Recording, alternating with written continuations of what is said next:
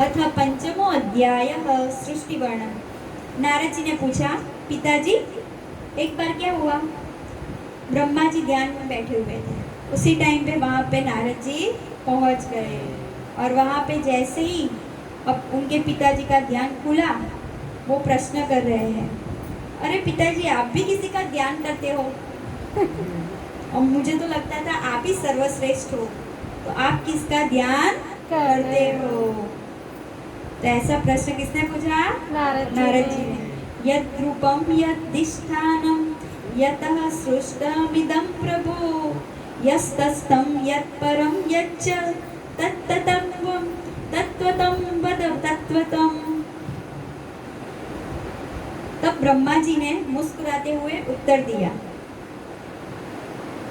कि तुमने मेरे विषय में जो कुछ भी कहा है, तुम्हारा वह कथन भी असत्य नहीं है। अब क्यों असत्य नहीं है? क्योंकि जब तक मुझसे परे का तत्व, जो स्वयं कौन है? भगवान है, वो कोई जान नहीं लेता, तब तक उसे ऐसा ही लगता है कि ये सारा प्रभाव किसका है? मेरा है। नानृतं ततवतश्चापि यथा मां बब्रवीषिवो अविज्ञाया परं मत एतावत्त्वं यतो हि मे तस्मै नमो भगवते वासुदेवाय धीमहि। यानी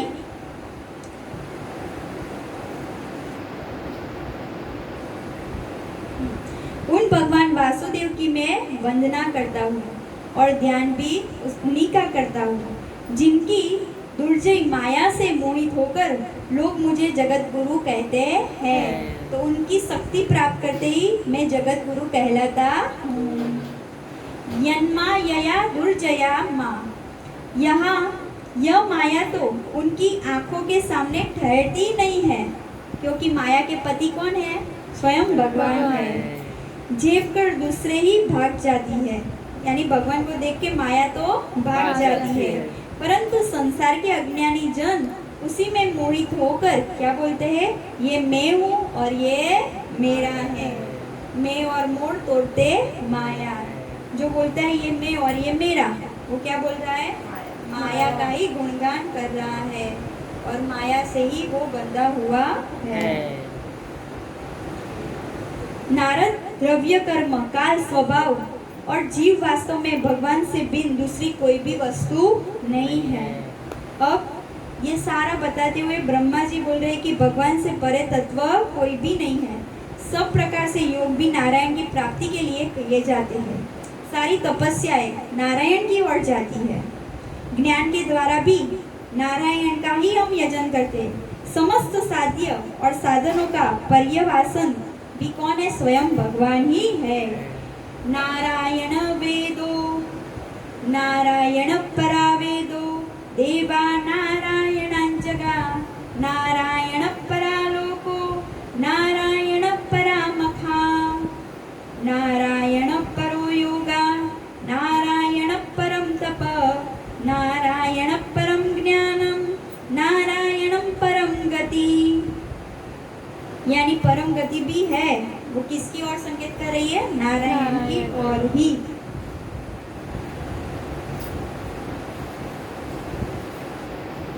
नारायण का मतलब क्या है? नर और अयन, यानी नारायण जो जल में है और जल से ही जो जल में ही सोते हैं, उनका ही नाम क्या है? नारायण। इसीलिए जब हम भगवान को स्नान करवाते हैं ना, तो कुछ नहीं हो तो हमें क्या कुछ नहीं आता हो तो क्या बोलना चाहिए? नारायण नारायण। कालम कर्म स्वभावं च मायेषु मायया स्वया आत्मनो यदृच्छया प्राप्तं विभूषु शूरूपाददे। मायापति भगवान ने एक से बहुत होने की जब इच्छा की, अब इस सृष्टि का वर्णन है ना, कि जब भगवान ने एक से अनेक होने की इच्छा की, तो अपनी माया से अपने स्वरूप में ही स्वयं प्राप्त काल कर्म और स्वभाव को स्वीकार कर लिया। किसको स्वीकार कर लिया? काल को, कर्म को और स्वभाव को स्वीकार कर लिया और उन्हीं का तुम ये सब सर्जन समझो। यहाँ हमारा पंचम अध्याय हम श्यामा श्याम को अर्पण करें।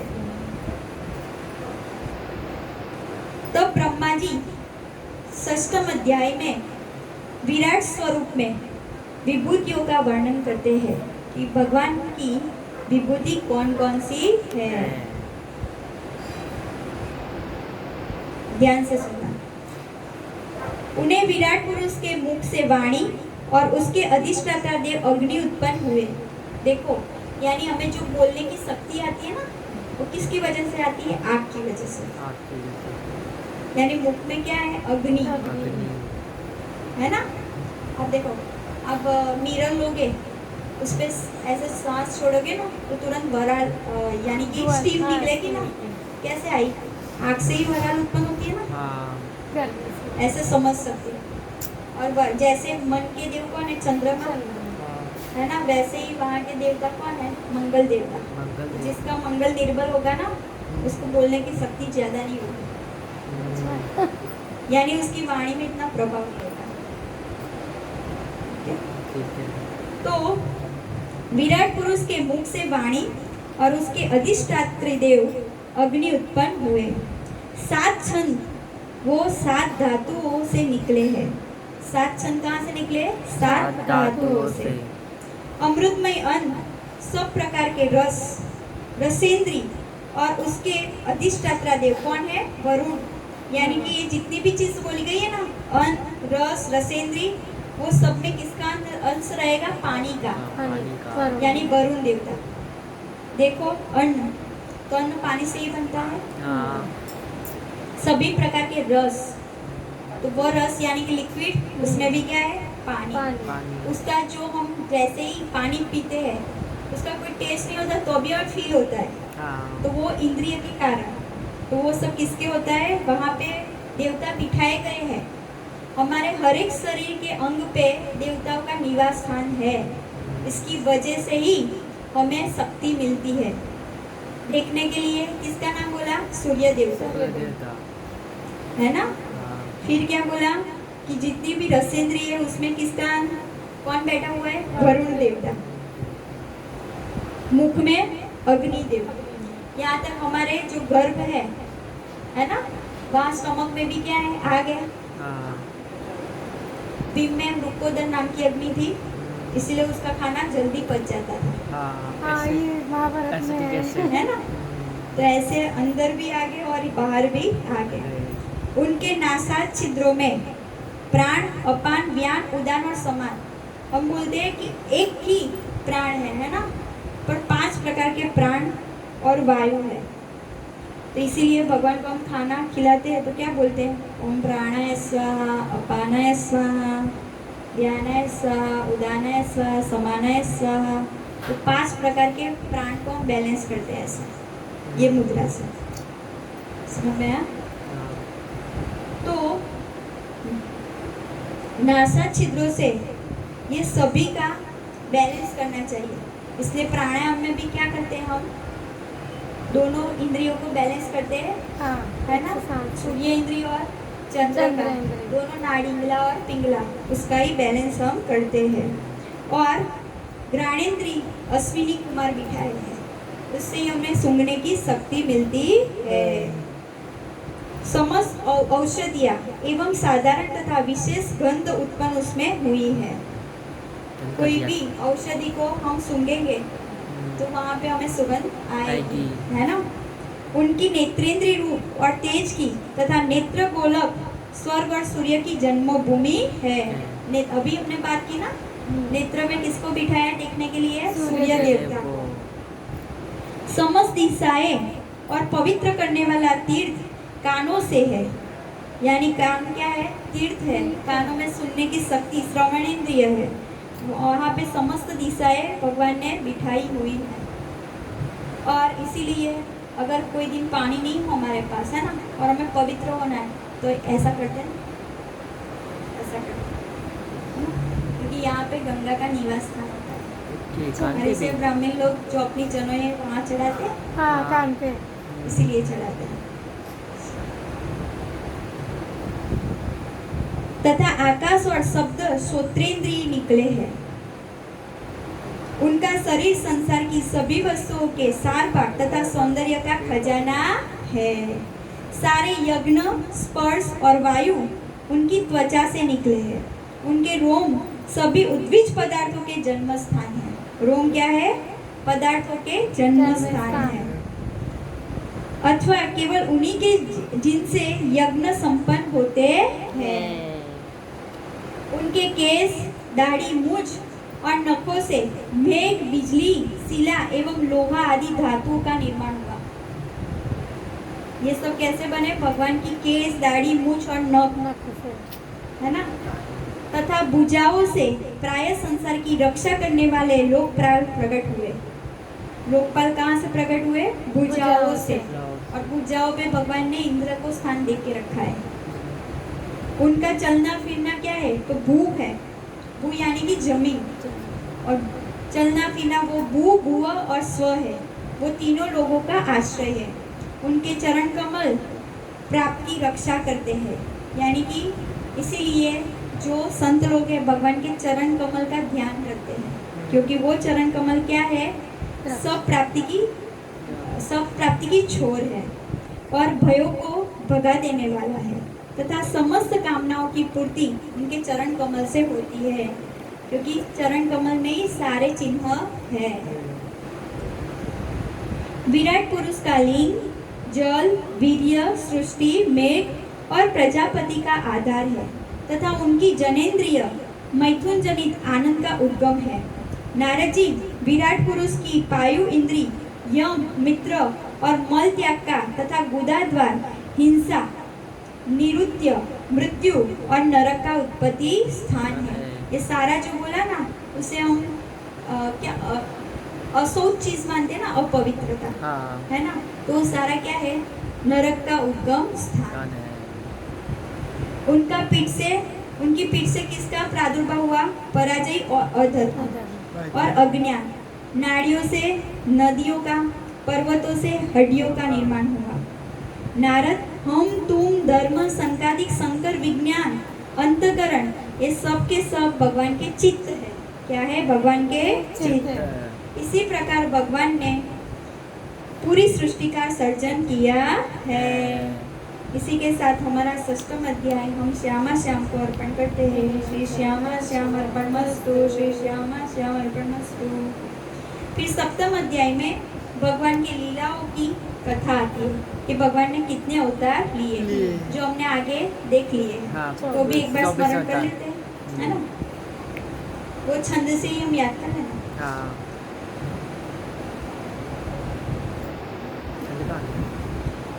जय जय मीन वराह कमठ नर हरि बलि पावन। जय जय मीन वराह कमठ नर हरि बलि पावन। मीन वराह कमठ नर हरि बलि पावन। परशुराम रघुवीर कृष्ण कीर्ति जग पावन। परशुराम रघुवीर कृष्ण कीर्ति जग पावन। उत्कल की व्यास पृथु हरिहंस मनवंतर। उत्कल की व्यास पृथु हरिहंस मनवंतर। यज्ञ ऋषभ हयग्रीव ध्रुव बरदिन धनवंतर। यज्ञ ऋषभ हयग्रीव ध्रुव बरदिन धनवंतर। बद्रीपति दत्त कपिल देव सनकादिक करुणा करो। बद्रीपति दत्त कपिल देव सनकादिक करुणा करो।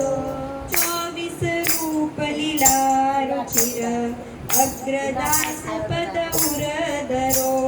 24 रूप लीला रुचिर अग्रदास पद उर धरो।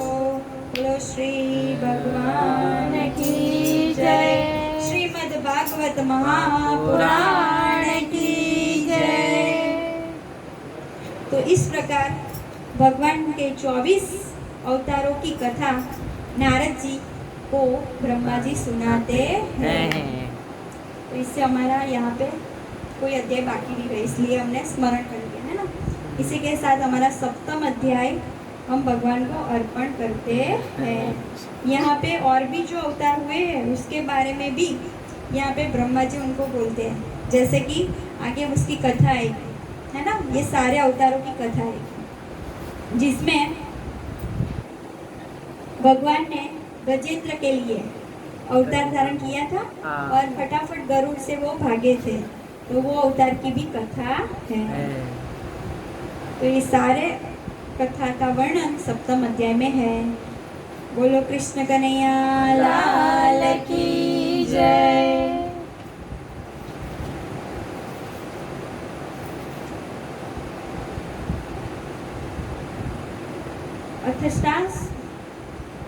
अथाष्टमो अध्याय यानी 8वां अध्याय। राजा परीक्षित के विविध प्रश्न यहाँ पे बताए हुए हैं, जिसका जवाब आगे सुखदेव जी महाराज देंगे।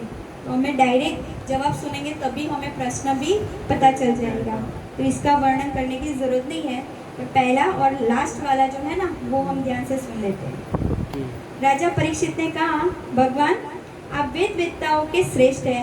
पहले प्रश्न में क्या पूछा था, सृष्टि का वर्णन पूछा था, तो वो समझाया। अब यहाँ पे क्या पूछ रहे हैं, आप वेद वेत्ताओं में श्रेष्ठ है।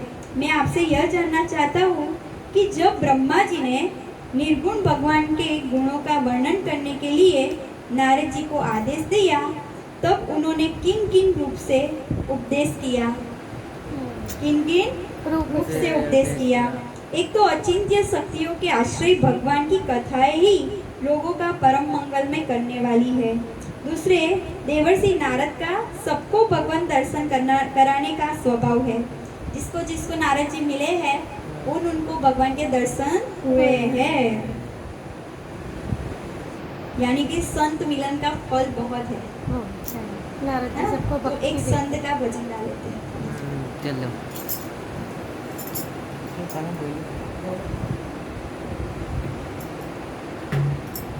जब संत मिलन हो जाए, जब संत मिलन हो जाए, जब संत मिलन हो जाए, जब संत मिलन हो जाए, तेरी वाणी हरि गुण गाए, तेरी वाणी हरि गुण गाए, तेरी वाणी हरि गुण गाए, तेरी वाणी हरि गुण गाए, तब इतना समझ लेना, तेरा हरि से मिलन होगा।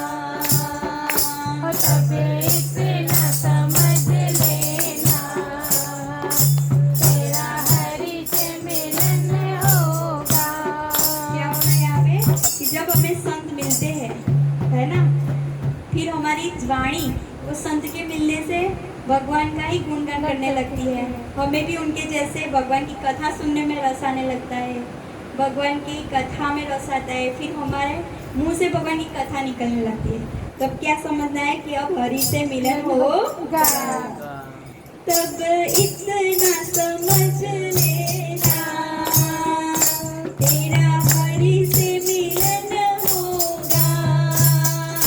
तब इतना समझ लेना, तेरा हरि से मिलन होगा। नहीं क्रोध किसी पे आए, सब में तो नजर हरि आए। नहीं क्रोध किसी पे आए, सब में तो नजर हरि आए। तब इतना समझ लेना, तेरा हरि से मिलन होगा। तब इतना समझ लेना, तेरा हरि से मिलन होगा। यहाँ पे क्या बोला कि संत मिल जाएंगे, उसके बाद क्या होगा, हमें किसी के ऊपर क्रोध नहीं आएगा।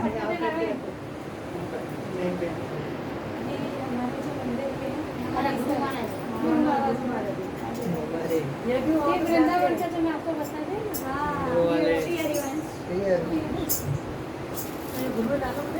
हाँ खबर है। हाँ? जय जय से दीक्षित। हाँ, मुझे पता चल गया।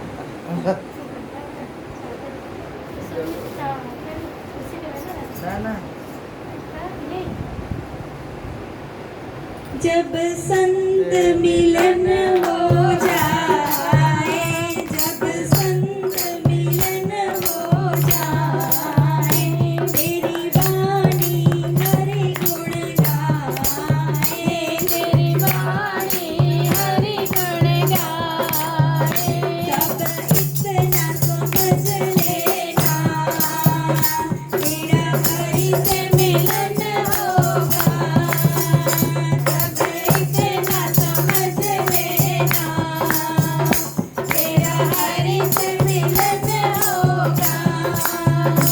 नहीं क्रोध किसी पे आए, नहीं क्रोध किसी पे आए, सब में नजर हरि आए, सब में नजर हरि आए। तब इतना समझ लेना, तेरा हरि से मिलन होगा। तब इतना समझ लेना, तेरा हरि से मिलन होगा। आँखों से आंसू आए, आँखों से आंसू आए, आँखों से आंसू आए, आँखों से आंसू आए। दिन रात याद हरि आए, दिन रात याद हरि आए। कोई दूजन मन को भाए, कोई दूजन मन को भाए, दर्शन को मन ललचाए, दर्शन को मन ललचाए। तब इतना समझ लेना, तेरा हरि से मिलन होगा। तब इतना समझ लेना, तेरा हरि से मिलन होगा। तब इतना समझ लेना, तेरा हरि से मिलन होगा।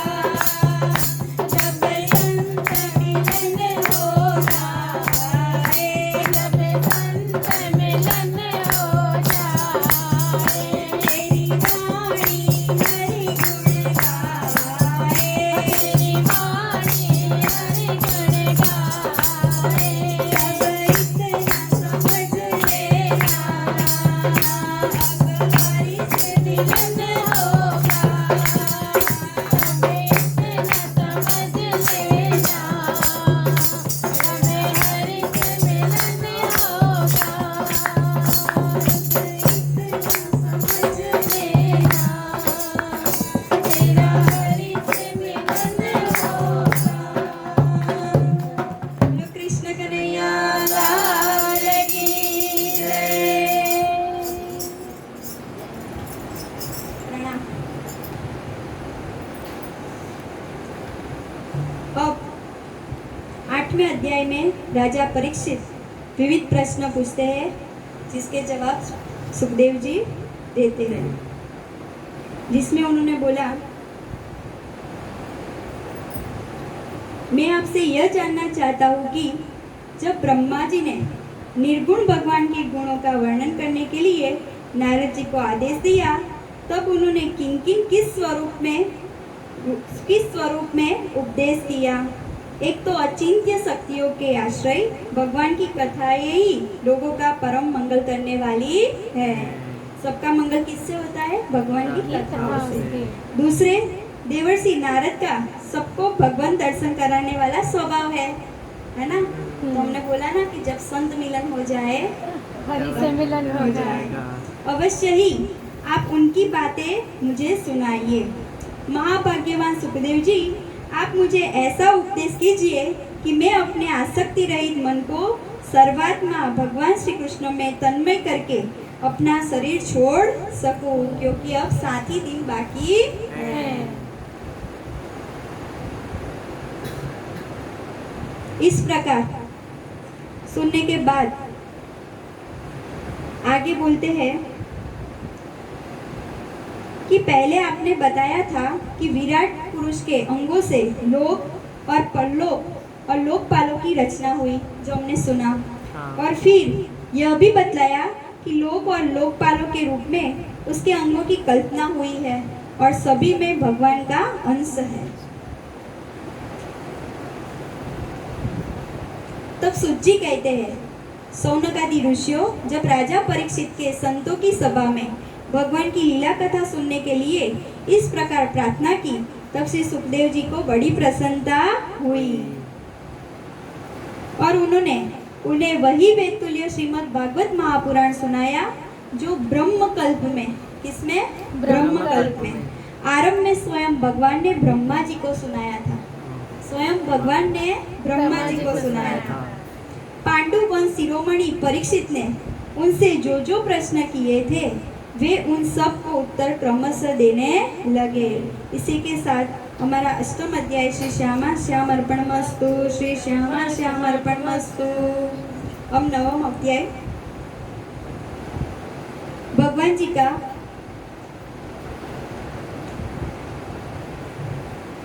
ब्रह्मा जी को उपदेश और ब्रह्मा जी का भगवत दर्शन और भगवान के द्वारा उन्हें चतुश्लोकी भागवत का उपदेश। श्री सुखदेव जी ने कहा, आत्ममायामृते राजन परस्यानुभवात्मनः। परीक्षित, जैसे स्वप्न में देखे जाने वाले पदार्थों के साथ उसे देखने वाले का कोई संबंध नहीं होता। जैसे हम स्वप्न में देखते ना जो कुछ भी, वो उस टाइम पे तो हमें सच लगता है, पर जैसे ही स्वप्न से जग जाते हैं तब उस चीज से हमारा कोई संबंध रहता नहीं। वैसे ही देहादि से अतीत अनुभव स्वरूप आत्मा का माया के बिना दृश्य पदार्थों के साथ कोई संबंध नहीं है। यानी ये माया और हमारी आत्मा दोनों पृथक है, दोनों अलग है, पर हम क्या करते हैं, वो माया को ही अपना समझ लेते हैं। यानी किससे? या तो पदार्थ से संबंध, या तो हर एक जीव से संबंध हम बांध लेते हैं। पर जैसे हमने सुना, वो जीव के साथ हम संबंध नहीं बांधते। जब तक उसके अंदर परमात्मा होते हैं, तभी तक हमारा उसके साथ संबंध होता है।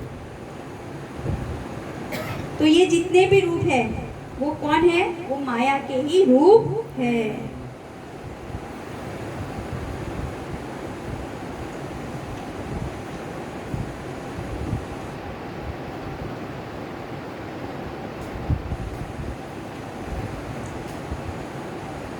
और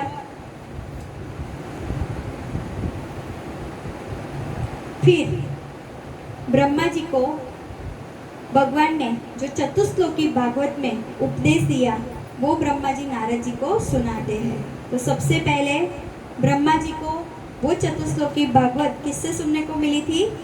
भगवान से। तो हम भी वो चतुश्लोकी भागवत तो सुनते हैं, और ये चतुश्लोकी भागवत का हर रोज पाठ करने से हमारा भागवत महापुराण का पारायण पूर्ण माना जाता है। बोलो कृष्ण कन्हैया लाल की जय। अब सब मेरे साथ बोलना है ना। अहमेवासमेवाग्रे,